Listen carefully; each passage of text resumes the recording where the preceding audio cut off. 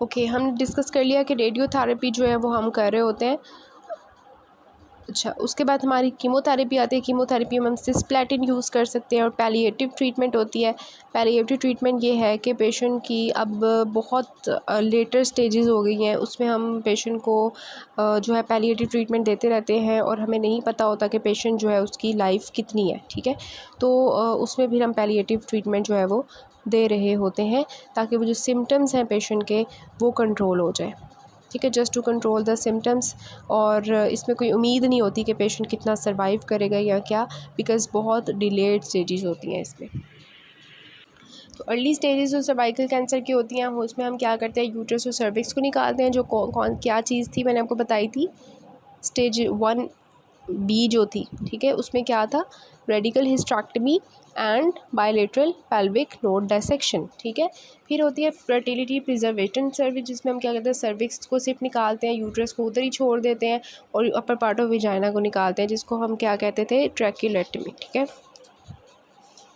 जिसको हम कहते हैं रेडिकल ट्रैक्यूलेक्टमी, ठीक है। और फिर लेटर स्टेजेस में ट्रीटमेंट जो होता है उसमें हम कीमोथेरेपी और रेडियोथेरेपी देते हैं। रेडियोथेरेपी जो होती है ये हम एक्सटर्नली थ्रू एब्डोमेन भी देते हैं, जिसको एक्सटर्नल बीम कहते हैं, और इंटरनली थ्रू विजाइना भी देते हैं, जिसको हम ब्रेकीथेरेपी देते हैं, ठीक है। और sometimes the treatment is often aimed at palliation, जो मैंने आपको बताया कि ट्रीटमेंट की जो पेशेंट की जो सिम्टम्स होते हैं उसके लिए बस हम जो है वो कर रहे होते हैं, ठीक है। अब इसके पास्ट पेपर्स डिस्कस कर लेते हैं ताकि आपको आइडिया हो जाए किस तरह के इसके यूक्यूज़ आते हैं। बुक से मैंने आपको साथ साथ सारा बता दिया है और स्लाइड्स के थ्रू भी बता दिया सारा। और वैक्सीनेशन इसकी मैंने आपको बताया कि बाईवेलेंट भी होती है, क्वाड्रीवेलेंट भी होती है, जिसमें इसकी जो HPV की हाई रिस्क और लो रिस्क टाइप्स होती हैं वो कवर हो जाती हैं। So pre-malignant disease of cervix, 30 years old, para 3+0, presents in the OPD with a history of repeated episodes of post-coital bleeding, ठीक है। मोस्ट कॉमन सिम्टम मैंने आपको बताया था, इरेगुलर ब्लीडिंग और पोस्ट कॉइटल ब्लीडिंग होती है। Pap smear taken by her family doctor show severe dyskaryosis. Severe dyskaryosis means कि वो हमारी हो गई है 90% टू 100% जो है वो सर्वाइकल डिस्प्लेजिया हो चुका है। अब वो हमारा कैंसर ही होगा, मतलब वो अब स्प्रेड करेगा, मेटास्टेसिस करेगा, बेसमेंट मेम्ब्रेन को क्रॉस करने वाला है वो। Rest of history and examination are unremarkable. What is the most likely diagnosis. अब उन्होंने खुद बताया कि स्फीयर डिस्प्लेजिया है, अभी कैंसर नहीं बना, मतलब वो बेसमेंट मेम्ब्रेन को उसने क्रॉस नहीं किया। सो this is a pre malignant disease, ठीक है। तो आप इसका डायग्नोसिस लिखोगे, this will be high grade cervical neoplasia या CIN3, ठीक है। How will you confirm this diagnosis. तो कन्फर्मेशन के लिए first of all you have the cytology, जिसमें आप क्या करते हो, पैप स्मीयर करते हो। पैप स्मीयर जो है वो क्या कर, इसके अलावा कौन सा होता है, लिक्विड बेस्ड साइटोलॉजी होती है। फिर अगर हमें रिजल्ट्स पॉजिटिव मिलते हैं फिर हम किसकी तरफ जाते हैं, कोल्पोस्कोपी की तरफ, ठीक है। और कोल्पोस्कोपी जो है उसके साथ साथ हम कोल्पोस्कोपी करते हुए क्या ले लेते हैं, सैम्पल्स ले लेते हैं, बायोप्सी ले लेते हैं। कौन सी बायोप्सीज़ की टाइप्स होती हैं, 3 तरह की मैंने आपको बताई थी, पंच बायोप्सी, कोन बायोप्सी, क्यूरेटाच, ठीक है। और इसके अलावा लीप, ठीक है, लीप बायोप्सी। तो ये वाली आपकी हो जाती हैं कंफर्मेशन के लिए। इसके अलावा जो बाकी टेस्ट हैं वो आपके कौन से होते हैं, CT हो गया, MRI हो गया, चेस्ट एक्सरे, जो आपके साथ साथ चलते हैं हर कैंसर के साथ, ठीक है। Next is 35 years old multiparous lady. Again the risk factor is multiparous, presents with the intermenstrual bleeding, ठीक है। intermenstrual bleeding क्या है, irregular bleeding, again the main symptom जो इन पेशेंट्स का होता है, ठीक है।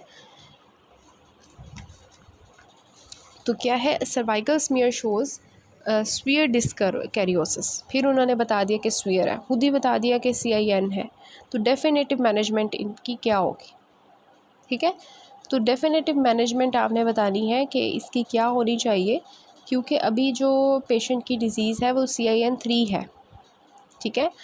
अभी वो डिस्प्लेसिया हुआ हुआ है, तो इसकी मैनेजमेंट में हम क्या करेंगे, इसमें जो हमारी मेन होती है दैट इज़ द कि आप वो उसकी तरफ नहीं जाते, वो जो आपकी पूरी हिस्टेरेक्टमी और जो है जो हमने पढ़ा रेडिकल हिस्टेरेक्टमी है, या आपकी जो है जो है ट्रैकिलेक्टमी है या रेडियोथेरेपी, कीमोथेरेपी, इनकी तरफ आप अभी नहीं जाओगे, ठीक है। जब भी आपके पास प्री मेलिग्नेंट डिजीज़ का कोई आएगा तो उसमें जो आप मैनेजमेंट करोगे वो आप स्टेज जो शुरू वाली स्टेजेस वाली हैं, कौन सी मैंने आपको बताई थी, बायोप्सी वाली, ठीक है। तो उसमें आप वो वाली करोगे। लाइक आप कौन बायोप्सी ले सकते हो, आप पंच बायोप्सी ले सकते हो, आप वहाँ पे लूप एक्सियन कर सकते हो, ठीक है, अंडर द कोल्पोस्कोपी, ठीक है। तो सबसे पहले आप यही कहोगे कि क्योंकि हमें पता चल गया कि सर्वाइकल स्मीयर में, पैप स्मीयर में हमें पता चल गया, तो पैप स्मीयर के बाद आप क्या करोगे, कोल्पोस्कोपी करोगे। कोल्पोस्कोपी में आप स्पेकुलम की एग्जामिन करोगे सारी सर्विक्स को, और फिर वहीं से आप बायोप्सी करोगे और उसको एक्सरसाइज कर लोगे। और साथ में कौन सी 2 और चीज़ें मैंने आपको बताई थी, क्रायोथेरेपी या कोल्ड कोगुलेशन, ठीक है। वो करने के बाद आप पेशेंट को भेज दोगे और उसको कहोगे कि 6 महीने बाद तुमने दोबारा आना है, ठीक है, दोबारा आना है। और फिर हम उसको 6 महीने बाद दोबारा आएगी, दोबारा हम पैप स्मीयर लेके देखेंगे कि दोबारा तो डिस्प्लेजिया नहीं हो गया शुरू, ठीक है। और फिर हम उसको कहेंगे कि अब तुमने हर 10 साल, ठीक है, 10 साल की मतलब में हर साल आना है, मतलब कि पहले वो 6 महीने बाद आएगी और फिर उसको कहना है नेक्स्ट ईयर आओ, फिर नेक्स्ट ईयर जब वो आएगी फिर कहना उसको नेक्स्ट ईयर आओ। इसी तरह 10 साल तक उसको हमने फॉलोअप पे रखना है। तो ये आपकी पूरी एक मैनेजमेंट होगी, अच्छी सी बना के लिखिएगा तो इंशाल्लाह बहुत। इसमें आपने वो नहीं लिखना शुरू कर देना कि मैं उसकी यूट्रस रिमूव कर दूँगी या मैं उसकी जो है ना सर्विक्स रिमूव कर दूँगी। इसमें अभी हमने शुरू वाले रीजन में ही रहना है, ठीक है। Then is a malignant disease of cervix. 39 years old woman है, para 2 present the complaint of post coital bleeding, again the main symptom for 2 months. On examination there is a 2 centimeter sized lesion on the cervix, ठीक है। 2 centimetre समझ आ रही है कि आपको नज़र आ रही है, विजिबल है, मींस अब ये स्टेज 1A नहीं है जिसमें माइक्रोस्कोप में था, अब ये स्टेज 1B है, ठीक है। और 1B1 होगी, क्यों, क्योंकि ये 2 सेंटीमीटर है, 4 सेंटीमीटर से छोटी है, तो 1B1 समझ आ गई। No extension beyond cervix and no involvement of vagina, मतलब ये स्टेज 1B1 है, ठीक है। If we suggest the cervical malignancy, what is the stage. तो स्टेज याद करने का कोई फ़ायदा हुआ कि आपको स्टेनियो देख के समझ आ जाएगी कि हाँ मुझे विजिबल नज़र आ रही है और इर्द गिर्द नहीं गई हुई, 2 सेंटीमीटर से छोटी है तो 1B1 होगी, 4 सेंटीमीटर से छोटी है तो 1B1 होगी, 4 सेंटीमीटर से बड़ी होगी तो 1B2 हो जाएगी। तो ये क्या होगी, stage 1B1। Then what will the management according to this stage. तो अब समझ आ रही है क्या मैनेजमेंट करोगे, ठीक है। इसमें आप क्या करोगे मैनेजमेंट, मैंने आपको बताया था जो स्टेज 1B1 होती है इसमें आपकी बायोप्सी वगैरह कोई काम नहीं आती, ठीक है। वो जस्ट आपकी थेराप्यूटिक नहीं हो सकती, वो आपकी डायग्नोस्टिक हो सकती हैं। लेकिन यहाँ पे अब आपको विजिबल सारा नज़र आ गया है, आप पैप स्मीयर ये वो उसकी तरफ नहीं जाओ, you will just actually do the surgery, ठीक है। और सर्जरी में भी आप पेशेंट की कंडीशन को देखोगे, पेशेंट क्या चाहता है। अगर तो वो फर्टिलिटी प्रिजर्व करना चाहता है तो फिर आप क्या करोगे, और अगर वो फर्टिलिटी प्रिजर्व नहीं करना चाहता तो फिर क्या करोगे। अगर वो फर्टिलिटी प्रिजर्व नहीं करना चाहता, या हम कह सकते हैं कि जो है वो नहीं करना चाहती, तो फिर हम क्या करेंगे, रेडिकल हिस्टेरेक्टमी करेंगे with pelvic node dissection, bilateral pelvic node dissection, ठीक है। उसकी uterus, cervix, upper portion of vagina, para जो हमारे पास सर्वाइकल टिश्यू है, नोड्स हैं, वो सारे रिमूव कर देंगे, ठीक है।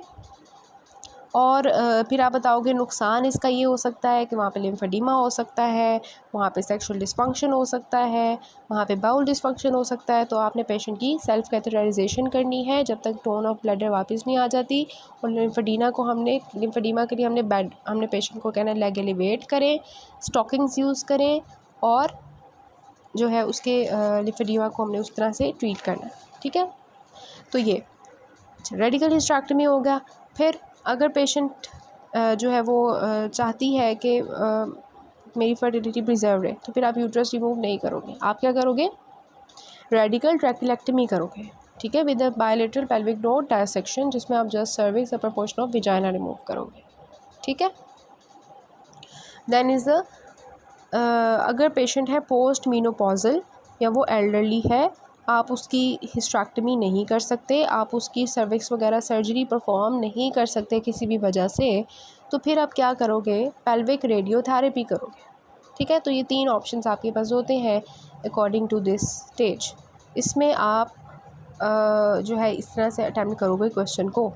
ठीक है, तो इसके ऊपर टाइम लग रहा है सर्विक्स के कैंसर के ऊपर, बिकॉज स्टेजेस के अकॉर्डिंग इसका ट्रीटमेंट होता है। ये नहीं है कि आपके पास ट्रीटमेंट आया है, आपने सिनेरियो देखे बगैर सारी कहानी लिख दी शुरू से लेकर अंत तक, पैप स्मीयर लूँगा ये वो। पैप स्मीयर यहाँ पे क्यों लेना है, यहाँ पे सर कैंसर विजिबल है। ठीक है, तो इसलिए इसके ऊपर टाइम लगा रही हूँ क्वेश्चन के ऊपर। 65 years old women comes with the irregular vaginal bleeding. Again the main symptom जो मैंने आपको बताया था, for the last 6 months, pain in the lower abdomen and the backache. ठीक है, इट मीन्स के पेशेंट को अब थोड़ा स्पाइन की तरफ भी पेन है। ठीक है, name the 4 important conditions to be considered in the DDs.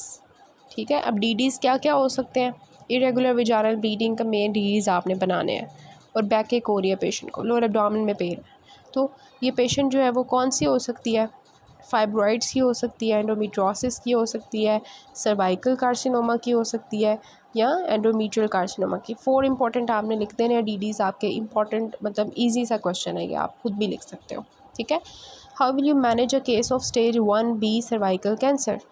ठीक है, तो ऑलरेडी हम डिस्कस कर चुके हैं कि 1B1 में हम क्या करते हैं या 1B2 में क्या करते हैं। जब हमें ट्यूमर विजिबल नज़र आ रहा है तो हमने 3 अभी ऊपर देखे मैनेजमेंट, उसकी सेम उसी तरह मैनेजमेंट होगी।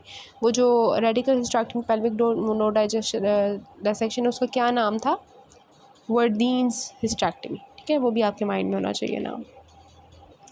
अच्छा, नेक्स्ट करते हैं। 64 years old woman presents with a weight loss, anorexia, an offensive vaginal discharge.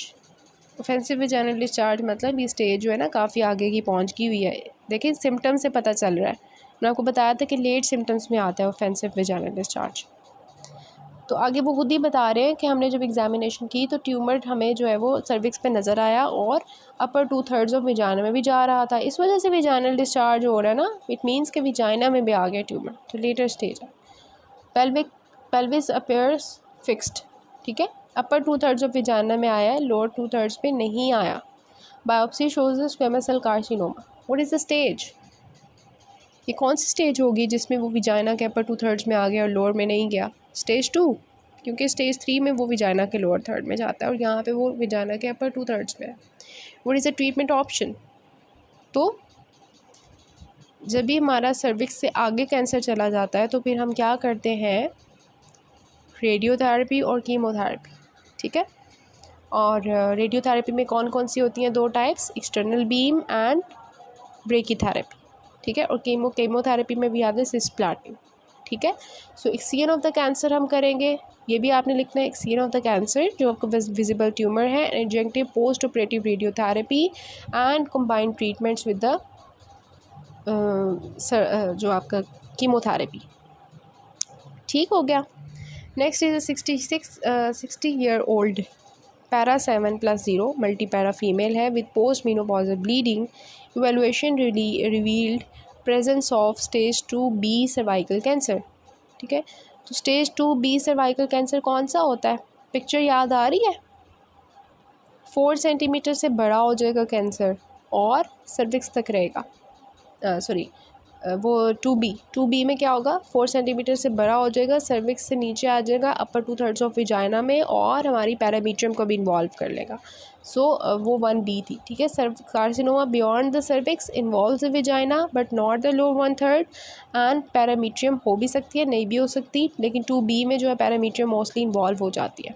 ठीक है, how she should be managed, अब यहाँ पे भी वो मैनेजमेंट जो है वो 2 वाली ही होगी कि हम इसको सर्जिकली उसको एक्साइज करेंगे ट्यूबर मास को, और साथ में हम उसकी रेडियो और कीमो करेंगे। ठीक है, और रेडियो में फिर अगेन 2 हैं, एक्सटर्नल बीम एंड ब्रेकीथेरेपी, और कीमोथेरेपी में सिस्प्लाटिन। ठीक है, और इस तरह से हम उसकी मैनेजमेंट करेंगे। तो इस तरह से you have to attempt the questions of cervical carcinoma. So this is all about this topic.